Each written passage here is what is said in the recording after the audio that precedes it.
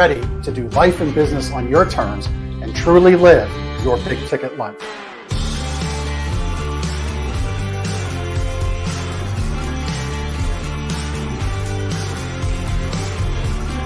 You either make excuses or you choose to level up. What amazing guests living the big ticket life. Woo! Woo! Brandon Britton here. Appreciate you having me here today, man. It's that kind of discernment, that kind of focus, that kind of forward thinking that's so important if you're going to succeed in business today. Jeff and I are like friends. We're real friends. We are And so you unlock fortune and freedom without all the stress that normally comes along with it. It all comes down to your why.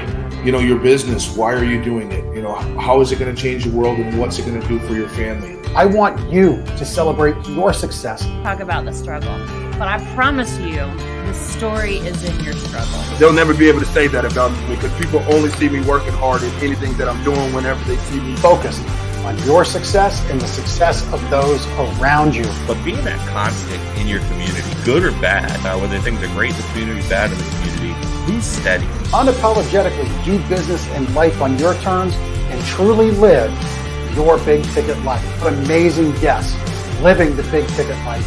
And we discuss how they do it and the big ticket methods they use.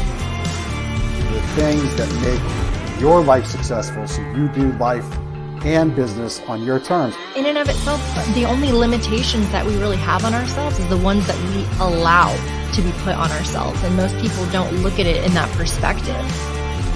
There's nothing wrong with being humble, but there's also nothing wrong with stepping into your superpower and letting people know who you are.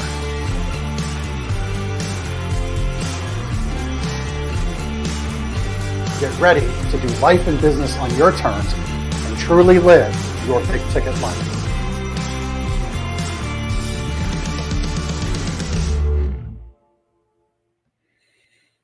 All right, back in the saddle, live streaming the Big Ticket Life Show.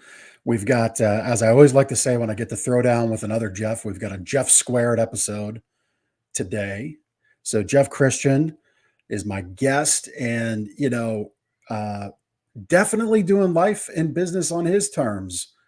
We're going to talk about a lot of cool stuff. Jeff, welcome to the show, man. Appreciate you being here.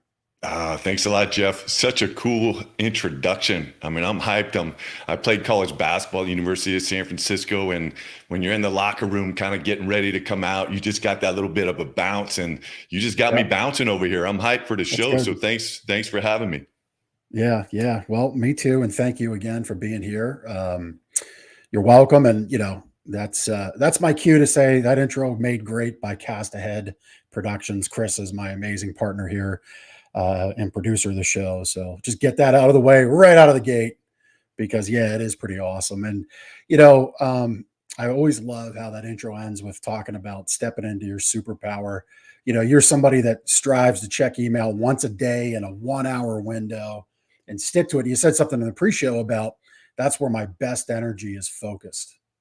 That's where my energy is spent on. And if I'm being transparent with everybody, last week I had a little roadblock in releasing my book because I kind of got stuck in my own way, not focusing my energy where it truly belongs.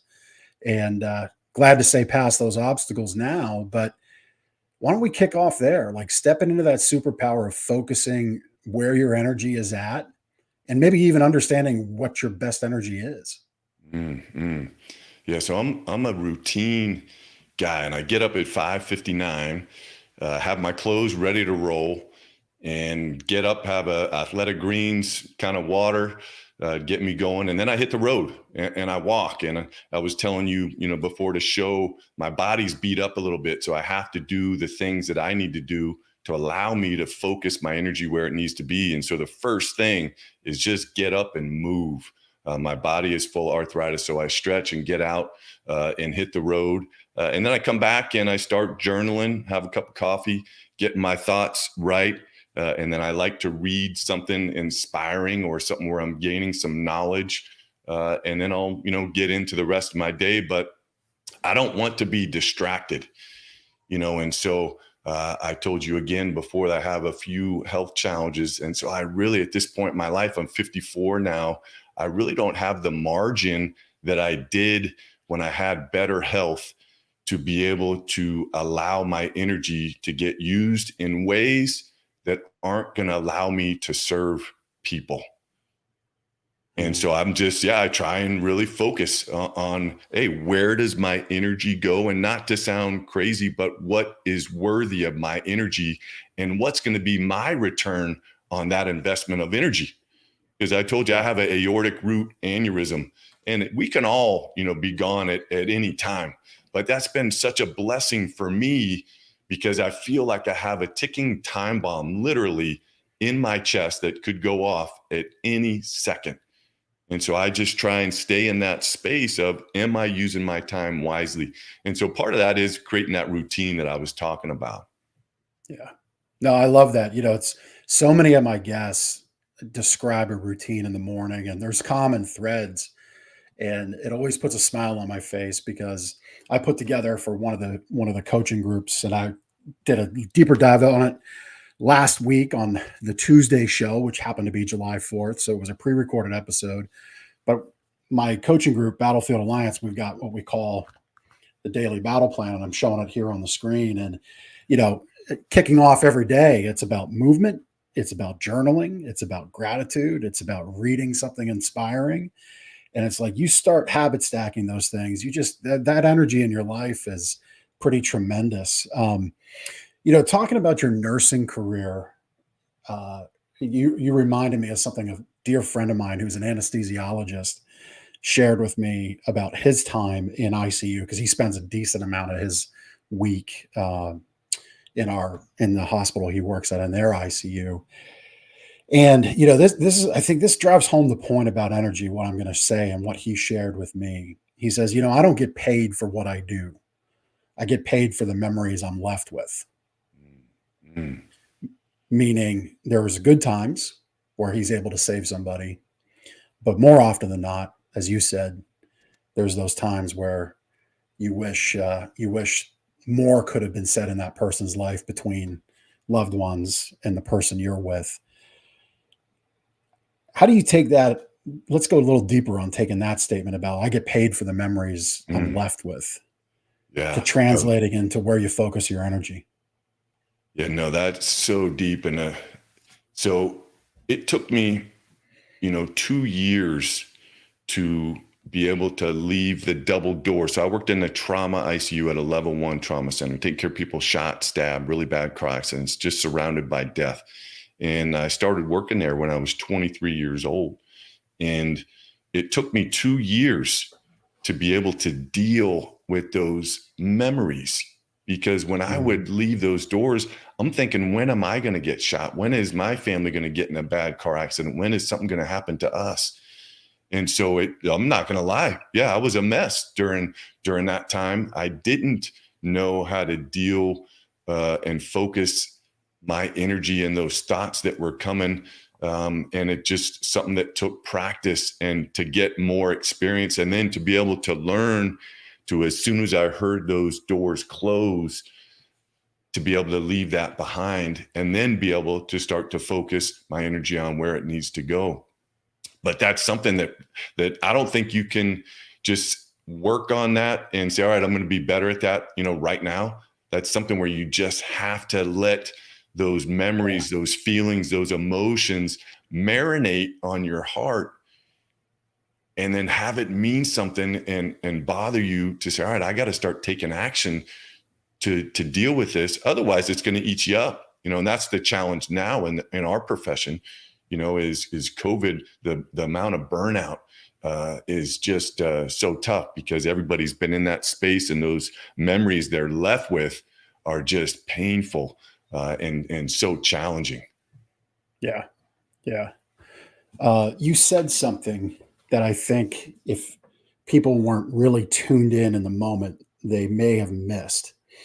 And it's that, it took 2 years for you to realize, you're not that person on the operating table. In other words, the inputs of the environment, the tragedies that obviously you were a part of in the OR, that input into your mind began to frame your thoughts about yourself, about your family. And I'm venturing a guess that for the most part, you're not the type of person, nor is your family or your friends, the type of person who is conducting themselves in environments where they might get shot, where they might get stabbed, where they might get into a nasty fist fight, or be acting in a way in which a car accident is more likely than just the simple accident nature of car accidents. Is that a fair statement? Correct. Yeah. And so what I feel some people may have missed is that lesson of trying as best we can to control those inputs into our mind, because it quickly reframes the subconscious into those conscious actions, doesn't it? For sure. Yeah. And I totally agree with everything that you're saying, but that's always not, it's such a challenging thing to do, to allow yourself to get into that space and to reprogram, especially when you're young, like I was at that time. And every single day that you come in, there was someone new that, for the most part, it was about half and half, but for the most part, it'd be a family coming home from Tahoe, skiing, and unfortunately somebody not paying attention or drinking, and that family got in an awful accident, and so it was challenging. I worked in the pediatric ICU. I love to learn in my nursing career. So I got cross-trained to work a bunch of different places, and having kids and taking care of kids who are fighting for their life. Yeah, it was so difficult to make that transition like you're talking about, to not allow your brain to go there. But at the same time, and I'm going to contradict myself here a little bit, Jeff, I think that's what made nursing something that I just loved each and every day and it's this fine line of being there with the family and the patient and being all in, and experiencing the heartache, the joy, the sadness, everything that they go through, but also on the same time being professional and being able to take that emotion and all those feelings and not let it alter the care that you're providing. And so, I think I did okay with that. But there's so many times I'm crying right there with the patients and families. And maybe some people say, that's not, professional, but I always human. I always looked at the patients that I took care of. That's my brother. That's my sister. That's my mom. That's my dad. And I wanted, when you're taking care of people at the worst time of their life, I wanted that family to be able to go home and rest and know that this nurse has my back. This nurse cares about my loved one in that bed. And so now they can go home and go to sleep. Yeah, that's a definite human experience right there, what you just shared, for sure. And so, I always try to focus in for people watching and people listening. And if you happen to catch this, by the way, on just audio, just know that we do stream the show live every Tuesday at noon. So you should check it out. We're on YouTube, we're on Facebook, we're on LinkedIn, and pretty much any place that plays a video, you can check it out. And I'd encourage you to do so, because we all know we learn more, we absorb more through multiple sensory aspects. So you get to listen, you get to see, so you get double the sensory approach and input, positive input during this hour together. So I just encourage you to do that, because you pick up the body language, you pick up the tonality differently. But, translating your past career into the workplace, right? Because we call the show Building Strong Teams, right? You said you walked that thin line, and man, I would say that was like a razor thin line, wasn't it? Of professionalism and humanism. For sure. Yeah. And that's what's, I don't want to fast forward, but that's what walking that line has been the reason for the work that I do now, of knowing that it is a fine line, but knowing that's where life happens. That's where you just feel everything that makes us feel alive, and where you find the passion to be able to take action towards trying to make this world just a little bit better. And so I love being blessed to be able to have walked that line for 29 years.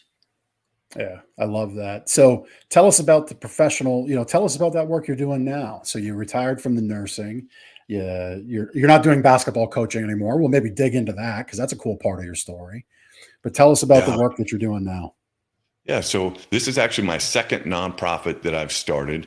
The first one was called Children Deserve the Best Foundation, where I used basketball, which has been a big part of my life. You can't tell, but I'm 6'8", and played basketball since probably the fourth grade or so, and had the good fortune of getting a scholarship to University of San Francisco. And so I used basketball as a way to teach about life.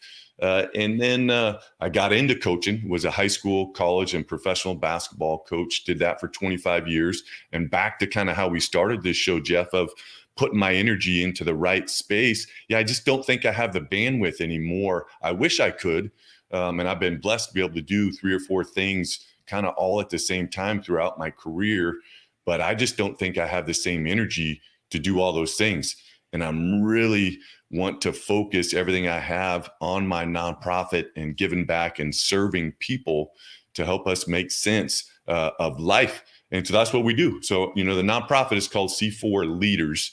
And I, right before COVID, decided to change my focus and use pizza to help us make sense of life.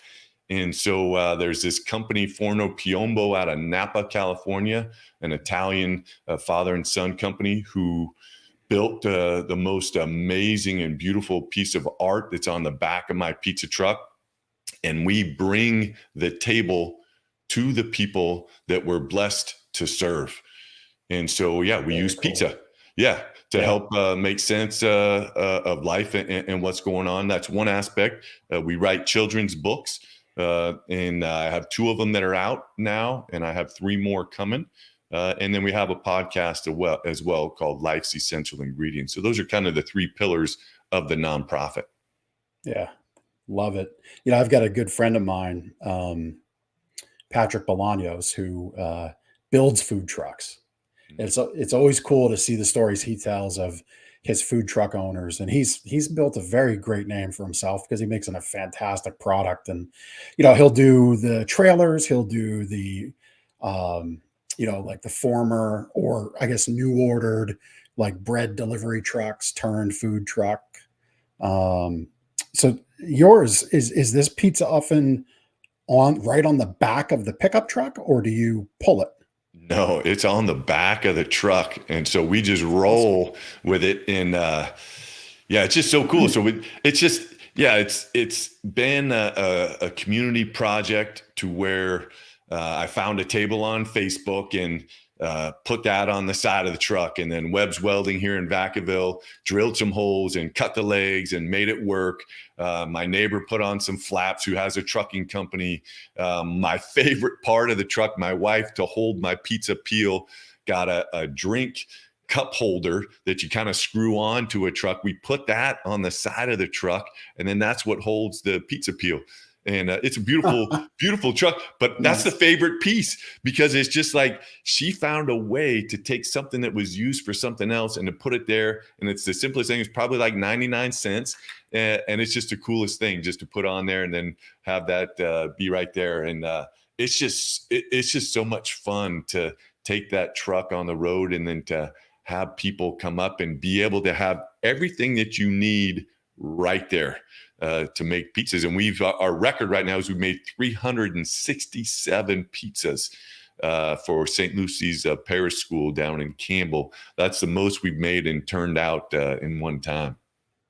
So walk me through this. So you got this pizza truck. It's part of your C4 Leaders program, which is a nonprofit. So if I'm reading the tea leaves or the pizza cheese, I should maybe more appropriately say. And by the way, I had pizza for lunch today. I figured, you know what, I'm going to do that as I warm up for our show. So if I'm reading the pizza cheese, the pizza truck shows up and the proceeds raised from making the pizza go to the charity. Yeah, we're a 501c3, which is a nonprofit designated through the IRS. The cool thing about our nonprofit is we are 100% volunteer driven, meaning I don't take 1 penny for any of the work that I do. I have I call them the C4 crew. We just did a little fundraiser this last Saturday. We had about 15 of us that were there. Everybody's there for one reason and one reason only, and that's just to give of their heart and to serve others. And so we do charge money for sure, but that money goes towards doing events for free, kicking out a bunch of books for free. I was telling you before the show started, we're starting this Pizza with Purpose. Really excited about this movement where we're going to honor one person in each state. So reach out to me, Jeff at C4 Leaders, if you want us to bring the truck to you. I would love to get that coordinated with you. And what we'll do, roll the truck to whatever state you're in, come out, make the pizza, and do some really cool, deep kind of work on helping us just kind of be seen, heard, and loved. And we usually pick one person to honor during that time. And we did our first one in California last month, and it was incredible. Such great emotions that we've been talking about. So much joy, so much laughter, definitely some tears, but it just, you knew that you were alive. And so that's again, what I want to put my energy into. Love it. Can you share who that person was that you got to honor there in California? Yeah, I won't give any names. It was a young man who unfortunately was diagnosed with an aggressive form of MS. And we just met on Facebook. We're trying to grow some of our own vegetables at my house. And he was selling a planter box, and he saw the pizza truck. And it's like, oh man, I love pizza, but I don't eat it anymore. And I said, how come? Do you have celiac disease? Oh no, I have, MS. And then we talked a little bit more, and then kind of let him go. And then I reached out to him later on and said, hey, I would love to just get your friends and family together and just have a day where we just kind of love on you. Not to sound too corny, however that comes across to the listeners, but that is what we do. We want people to just open up their heart and to feel love and to be able to receive that love. And the highlight of this Pizza with Purpose is we have these rounds that normally we would serve the pizza on.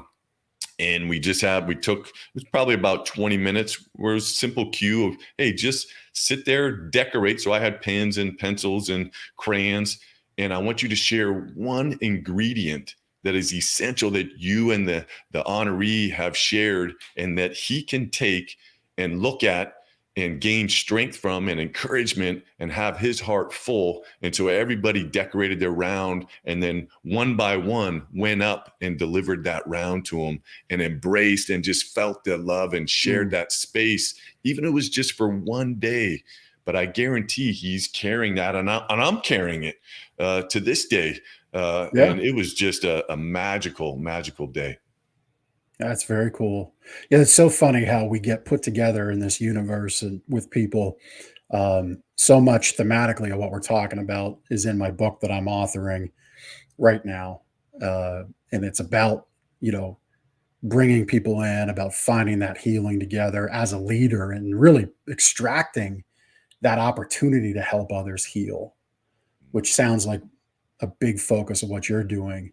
A subset of that is my wife has MS. So when you said that, and she's been battling that now for 22 years, and thankfully the therapies have helped. So I'm sorry for that young man, because I've seen for 2 decades plus the symptoms and the pain, and it's one of those rough diseases that sits there for a long time, and you would never think somebody has this disease, but they do, and sometimes just sitting there in their own clothes is painful. So but I'm glad you got to love on that young man for sure, and give him a great day. So C4, you've got 4 C's within that acronym, I guess you could say, or moniker. Let's dig into that. Yeah. So those 4 C's are how I live my life, and C4, as you know, is an explosive, is powerful. And so the first one is communication. And I define communication as listening with an empathetic ear with the intent of serving others. And I've been blessed, Jeff. I grew up in Campbell, California, and I have 8 brothers and sisters, all within 11 years difference, under 11 years. And I don't know how my mom did it. And my dad was a great man, but he was an alcoholic. And so mom is definitely the one that raised us. And she's the one that gave me clarity on my definition of communication. And again, I do leadership development. And I think a lot of times we get it twisted and we think the leader's got to be the one that has the words coming out of their mouth. But I think a true leader is one that can just sit back and listen and think, how can I serve the people that I'm blessed to work with on each and every day?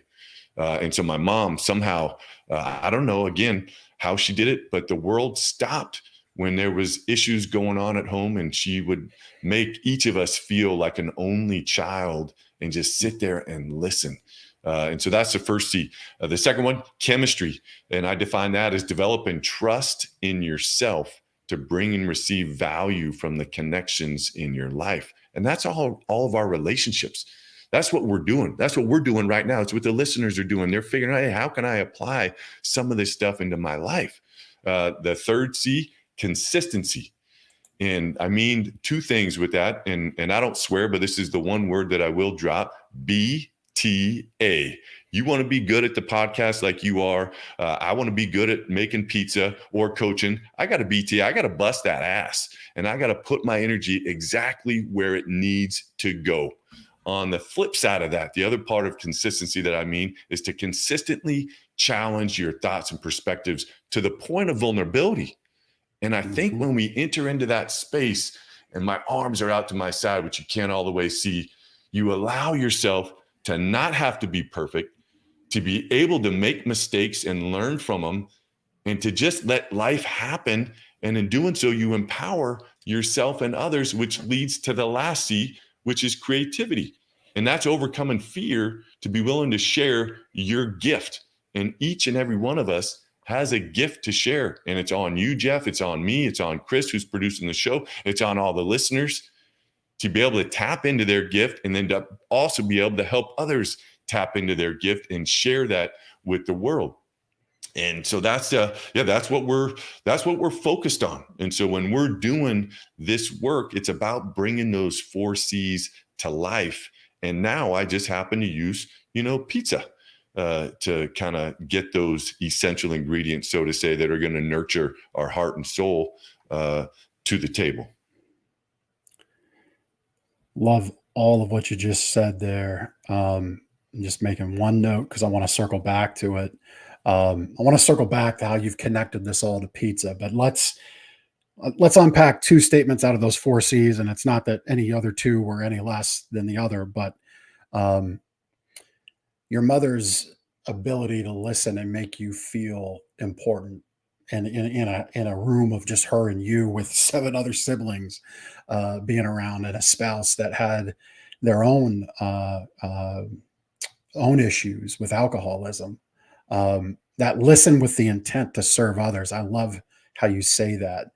I try to make myself listen, not to respond, which I think so many do. People ask a question, they make a statement in order to build their case or their point or win the moment, right?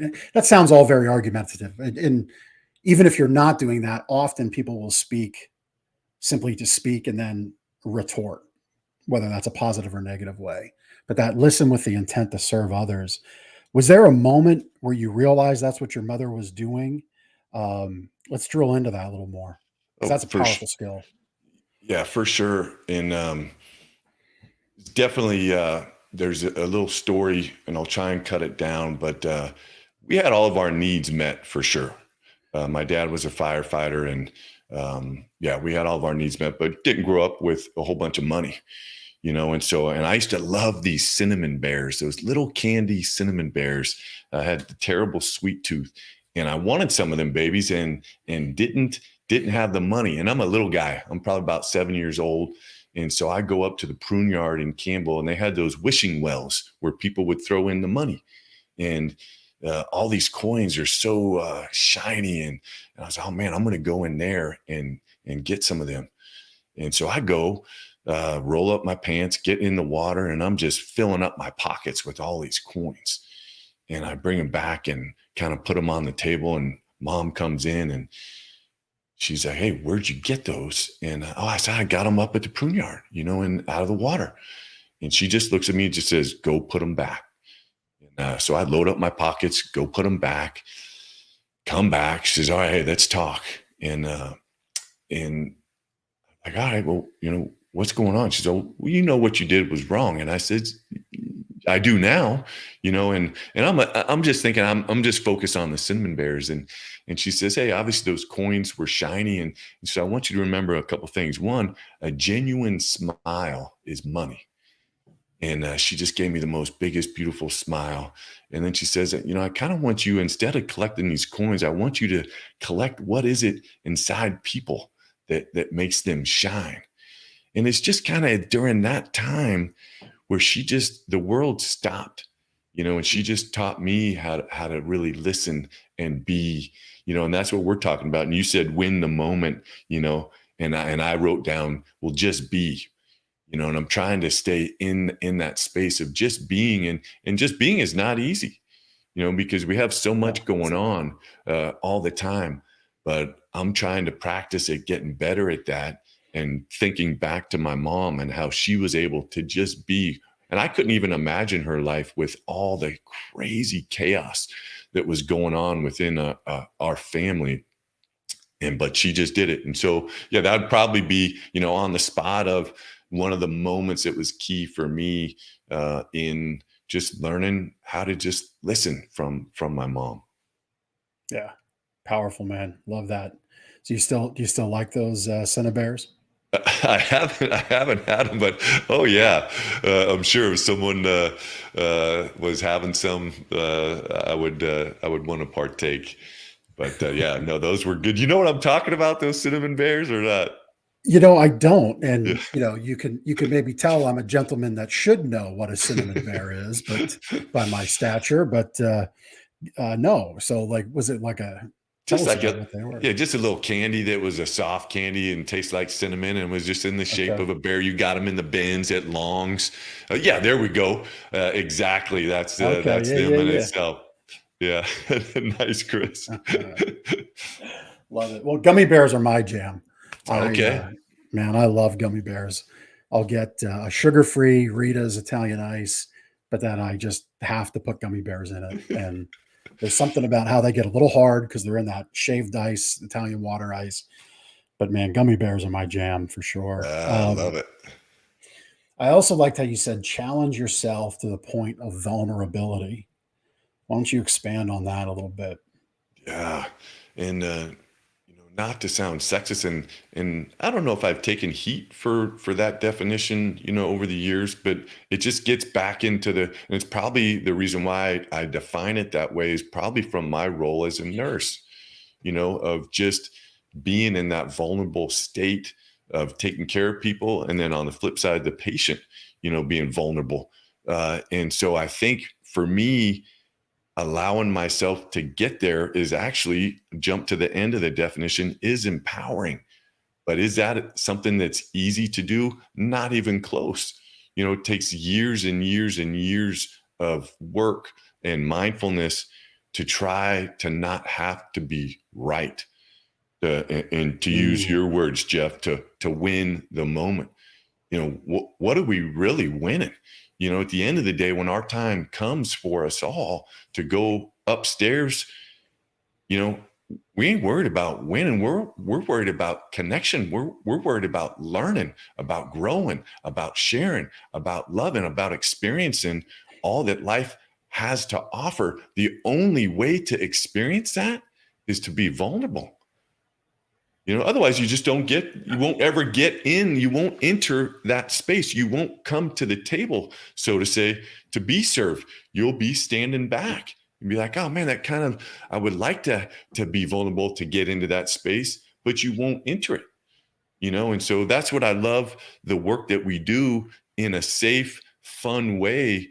We allow those walls to those barriers to break down and allow people to enter that space to be able to experience life.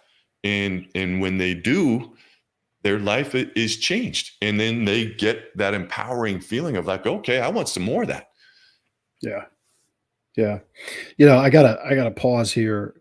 It's so funny. And I want people to hear this and maybe you can pick up on this and tell me how you feel. I believe in a higher being, right? I believe I have faith. I don't have religion, so to say. Um, the last 48 hours, well, no, 72 hours about this book for me have been affirmative, have been affirmed that this book is in the right place and time for me to produce. And last week I was really questioning that, not because I didn't think it was the right story, not because I didn't think it was the right message, because my energy got wrapped up in edits and in proofreading and in things like that. And you shared just before I picked up about being at the table. And I literally last night posted about how when things get on my plate for too long, it bogs me down because it's not where my energy, it's not where my creativity belongs. It's not where my focus belongs. And I equated it to everybody eats around me because I share the work, but I also share the reward and the glory and the win, right? I don't want to, who wants to arrive at the finish line alone? And so I just realized over the weekend through a few conversations that continued Saturday, Sunday, a couple yesterday, and now yours today, that this ain't just coincidental, this life. I think that's actually the saddest way to live. If you just think it's all happenstance, I think that's problematic. And you can, as long as we can agree, and we don't have to agree, but I would challenge for everyone to agree that it's just more than coincidental. And that's even through the worst of the worst things. And you've seen those worst of the worst things, right? For sure. For sure. So maybe I inspired some thoughts there, maybe not, but I'll allow you to pick up. Yeah, no, I love, and first of all, congrats, for having the courage to enter that space, to put what's on your heart, on your mind, and in just the fabric of who you are down on paper. I think a lot of people want to write a book, want to share their story, but don't ever create the margin to allow them to be able to take action towards doing it. And it sounds like you're ready to kind of come and deliver the end product and have come to the place where, yeah, this is what I mean. This is what I want to share. And this is the direction that I'm going. And I would call that, with my C4 stuff, an LTF, lighten the fuse. That fuse is lit, and you have taken it. And LTF, lighten the fuse, is about taking action, and committing to something. And to relate this back to the pizza a little bit, I love the process of getting ready, the preparation that nobody else sees, because I get there before everybody, because you got to get the temperature right. But in building the fire, getting the wood just right, making sure you selected the right wood, have it the right size, putting it inside the oven, and then what I would say of lighten the fuse, lighten that fire. There's no turning back. Once that fire is lit, it's lit. And I'm committed to that fire and to that space, and then hopefully getting the heat right.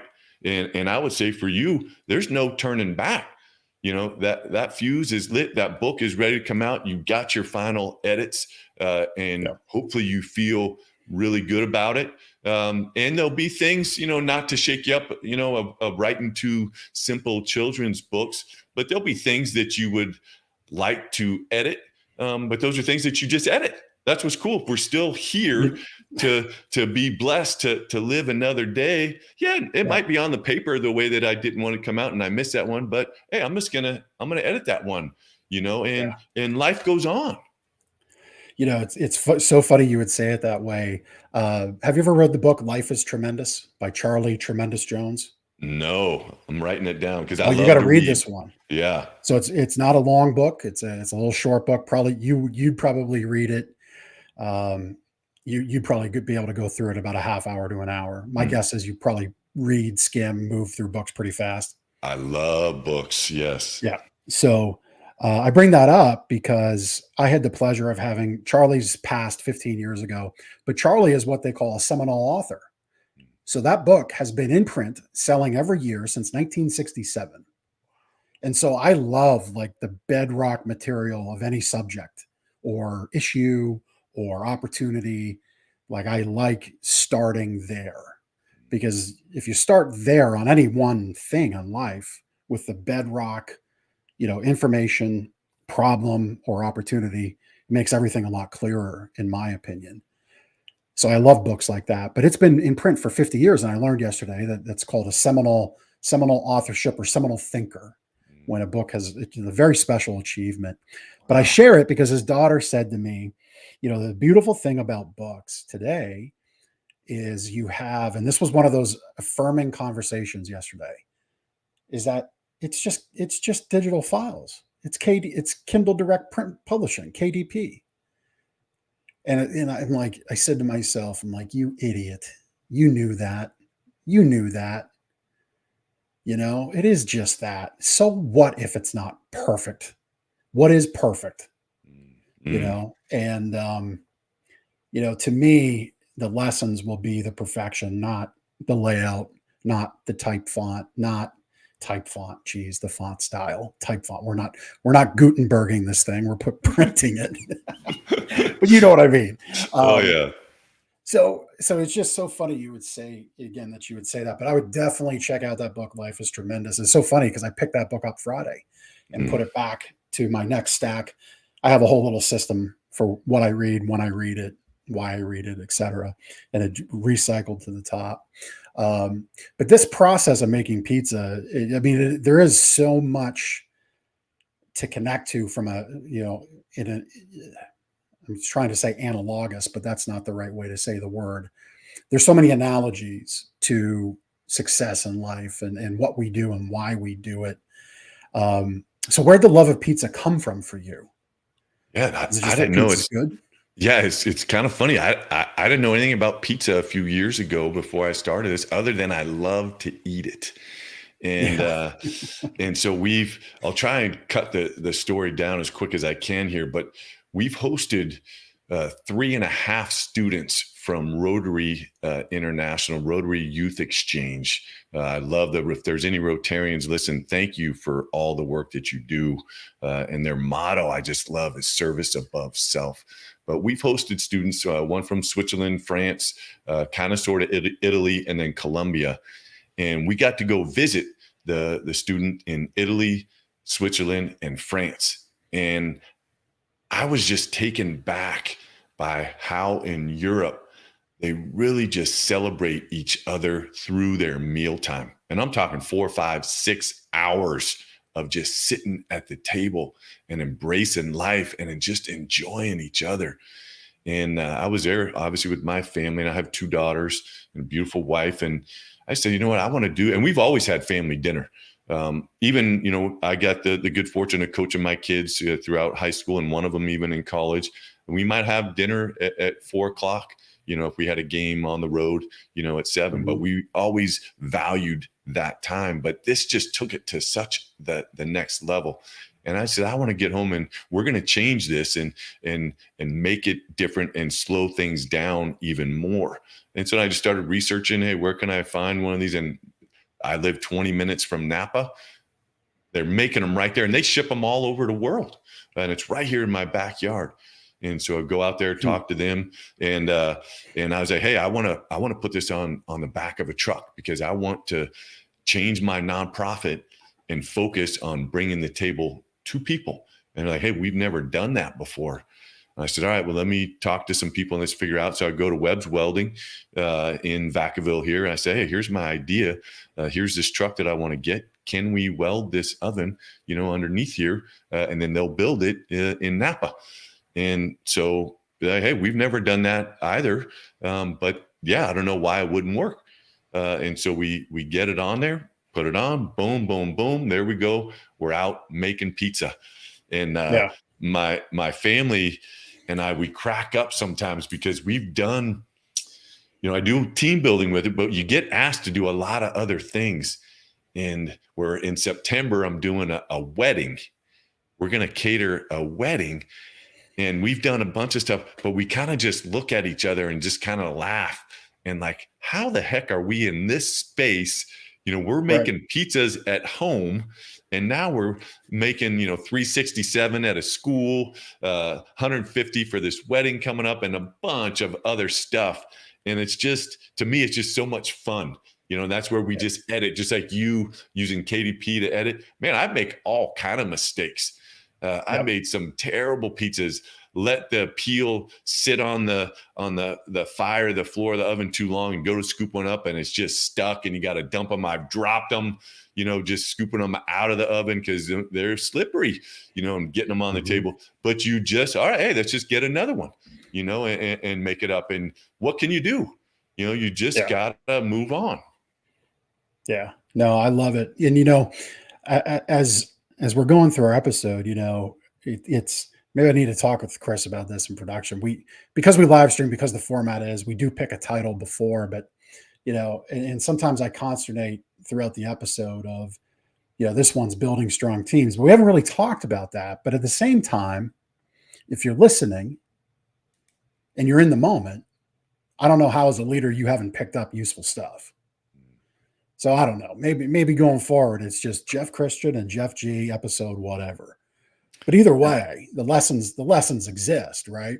Oh, and man. And I think that's something, to as we look to wrap up, because we've talked about pizza, the connection to pizza, but now let's talk about your books for the youth that you're focused on. And actually, you're my second guest. My show 2 episodes ago, I had Danny Brassel on, who's very focused on reading and the power of reading. And it's so funny. Another quote that came across my eyes this week and it was from Tracy Jones yesterday. In 5 years, you're changed because of the books you read and the people you meet. That's it. And that makes a lot of sense. Yeah, I love it. So connect the dots here for us on the book series, the Pizza Day series, and how it's helping young kids out. Yeah. So again, just like you, there was something inside you that you wanted to share and to leave behind. So the end for me was knowing that death is coming. And when I'm gone, will my kids and hopefully grandkids eventually have something to be able to say, hey, this is kind of what dad or grandpa stood for. And so selfishly, that's one of the reasons why I wanted to write the book or books. And then obviously otherwise, I want to make a difference in the lives of youth and families, just like I'm trying to do, in my own family. And so it's like, what a better way than to use, the world's #1 favorite food, pizza, and to tell that story about how it's transformed my life. And I'm not going to lie, pizza has totally transformed how I look at life, and not looking at a slice of pizza, but looking at everything that goes into getting that slice on a plate.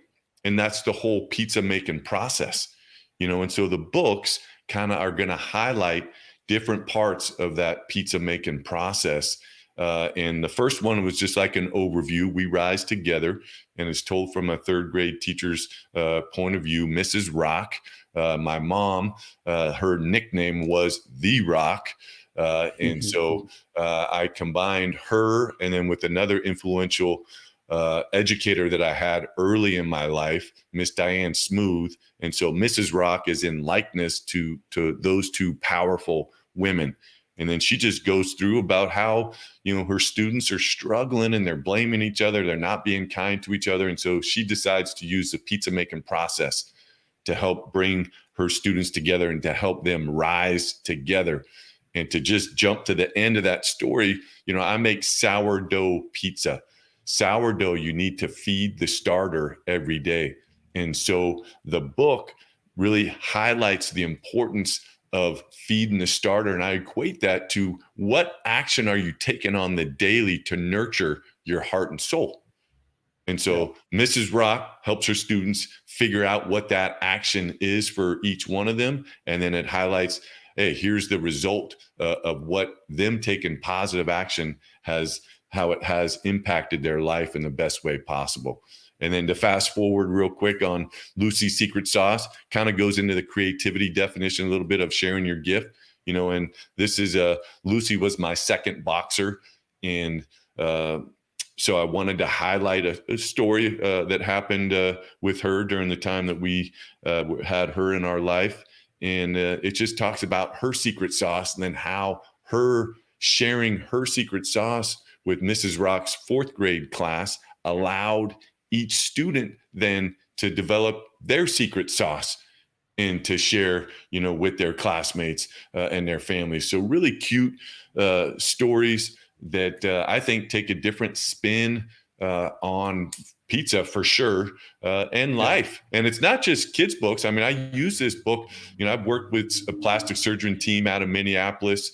They used the book. I worked with advanced practice nurses up in Sacramento. They use it. But there's all kind of adult groups that use the book because there's good lessons in it. Sure. Yeah. I mean, the lesson's the lesson, right? It doesn't matter that it's animated book, cartoon book about a dog or about a 3rd grade teacher. It's the lesson, right? It's just what it is. That's so cool. I love that you're doing that. I think our youth today, really at any age, need that kind of guidance from folks like yourself. And so thank you for being that change that those kids need to see. I appreciate that. I'd even offer a little suggestion, if I may. For sure. So when you're in a town, maybe you make up a little sign that says, or scan this QR code and make a donation, and we'll get these books into your school district's library. And then on that form, they could fill out their school district, what the name of it is, the address, etc. And then they donate the $20 or whatever it is to get the book in. But I so believe that books like that are needed for kids, because there's so many things that kids are seeing today in their education about the thematic thread is that failure is terrible and we will never let you fail. Whereas folks, I think like you and I say, no, let's fail right away. Let's put the wrong piece of wood in and we'll learn from that. And, let's all right, pizza's on the ground. So what? We can learn from that. It's just pizza. Yeah. But instead kids are taught, no, the pizza can't ever let it hit the ground.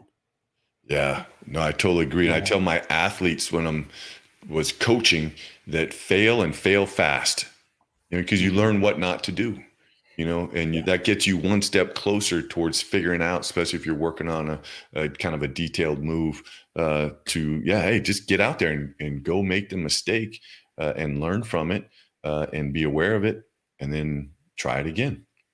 Yeah. Yeah. 100%.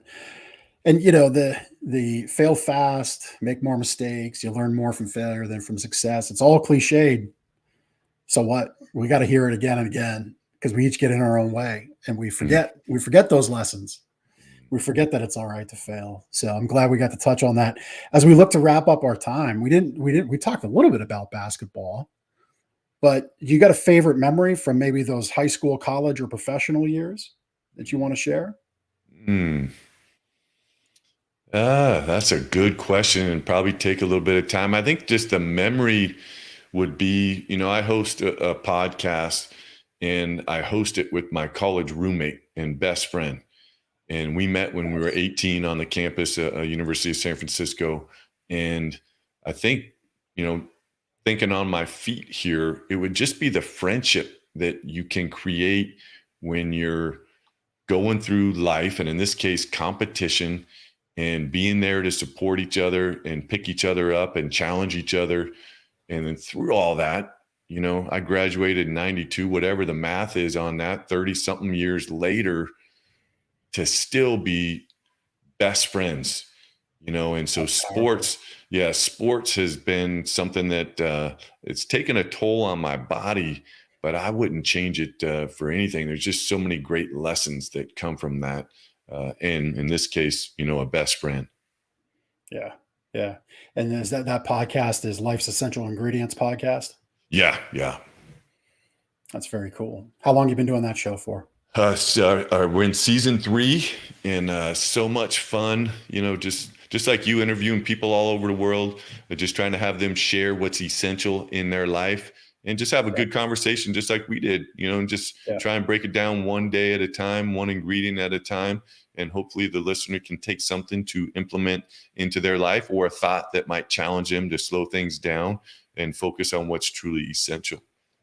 Yeah. Yep. Man, I love all you're doing. We've had your information on screen the whole show. Again, another great reason to watch, because often you get into a show and you're like, I really like what this guy has to say. How the heck do I get a hold of him? Right? You're driving down. You can't really pull up show notes in your car, at least not safely. And but we've had that on the screen, so good reason to watch. But we do have it in the show notes. And for everybody else, you can get on social, just search at C4, letter C, number 4, leaders.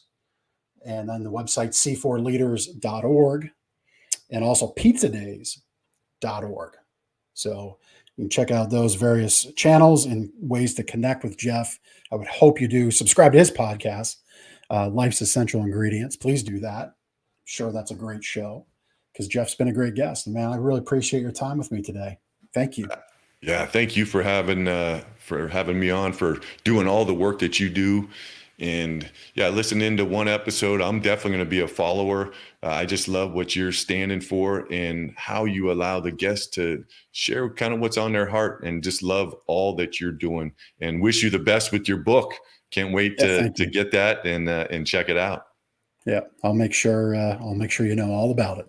So, all right, man. Thank you so much for time pouring into our audience and loving on my audience. I appreciate that. All right. So thank you. Thanks everybody for checking out this episode. We'll see you next week on The Big Ticket Life. Take care, everybody. Thank you so much for taking the time to listen to this episode of The Big Ticket Life. You've heard from another amazing guest living their own big ticket life, and now it's time to live yours. First, I'd love for you to take me up on my free gift to you. Claim your gift at gift.thebigticketlife.live. That's gift.thebigticketlife.live. See, all your life, you've been told what is and what isn't possible by the loudest voices from the cheapest seats. It's time to finally do life and business on your terms. Sure, you've heard similar things, but without clarity on what can be done, it's easy to have your customers, employees, maybe even partners, and your spouse keep you from truly living a big ticket life. My big ticket methods shift you into that investor seat in your business, away from commodity and away from competition, into a market of one, so you can finally live your own big ticket life. So my gift to you is for you to book your discovery call today, where we'll uncover first the Chivo behaviors, those chief everything officer behaviors that hold you back, and why moving into the investor seat in your own business is critical. 2, we'll uncover the premium position that's up for grabs right now in your market that you're missing out on. And 3, which big ticket methodologies are just waiting to be dropped into your business to explode your sales and profits. So again, thanks for listening to this episode. I'd love for you to take action right now. Accept this gift, book your call, go to gift.thebigticketlife.live. Again, that's gift.thebigticketlife.live.